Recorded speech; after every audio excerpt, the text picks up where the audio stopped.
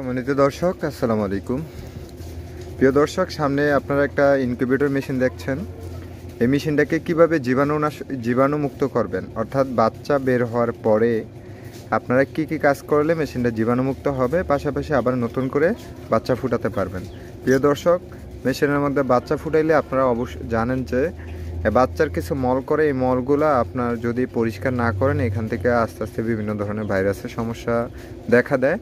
তো প্রিয় দর্শক, আমি কি করি, প্রতিবার বাচ্চা ফুটানোর পরেই মেশিনগুলা পরিষ্কার করে আপনার আবার নতুন করে বাচ্চা ফুটাই। তো এই মেশিনগুলো পরিষ্কার করতে হলে আপনাকে অবশ্যই, এটা হচ্ছে ব্লিচিং পাউডার। এই পাউডার দিয়ে আপনি এটার মধ্যে পানি দিয়ে পুরোটা মেশিন, এভাবে দেখেন আমি ব্লিচিং পাউডার দিয়েছি, দিয়ে পানি দিয়ে পুরোটা মেশিন ভালো করে এভাবে হাত দিয়ে ধুয়ে দিয়েছি।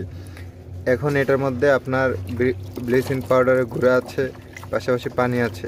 এই পানিটা এখন আমার পরিষ্কার করা শেষ, ফালাই দেবো। ফালাই দিয়ে আবার ফ্রেশ পানি দিয়ে এটাকে ধুয়ে তারপরে আপনার মেশিনে আবার ডিম ফুটাবো।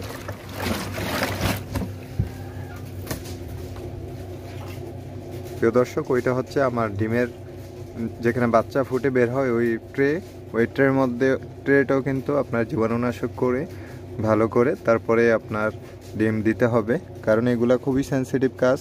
আপনার একটু ভুলে আপনার অনেক বড় ক্ষতি হতে পারে।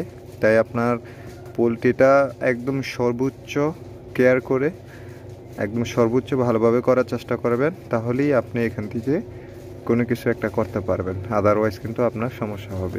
তো এটা এভাবে ব্লিচিং পাউডার দিয়ে ধোয়ার পরে মেশিনটা ফ্রেশ পানি দিয়ে ধুয়ে তারপরে জীবাণুনাশক স্প্রে করে তারপরে এটার মধ্যে আমরা ডিম ঢুকাবো নতুন করে। তো প্রিয় দর্শক, এই ছোট ভিডিওটা আপনাদের আশা করছি উপকৃত হবেন। আর উপকৃত হইলে অবশ্যই আপনারাও এভাবে অ্যাপ্লাই করবেন, তাহলেই আপনি এখান থেকে ভালো কিছু করতে পারবেন। তো প্রিয় দর্শক, আজকের ভিডিওটা এই পর্যন্তই। সবাই ভালো থাকেন, সুস্থ থাকেন। আল্লাহ হাফেজ।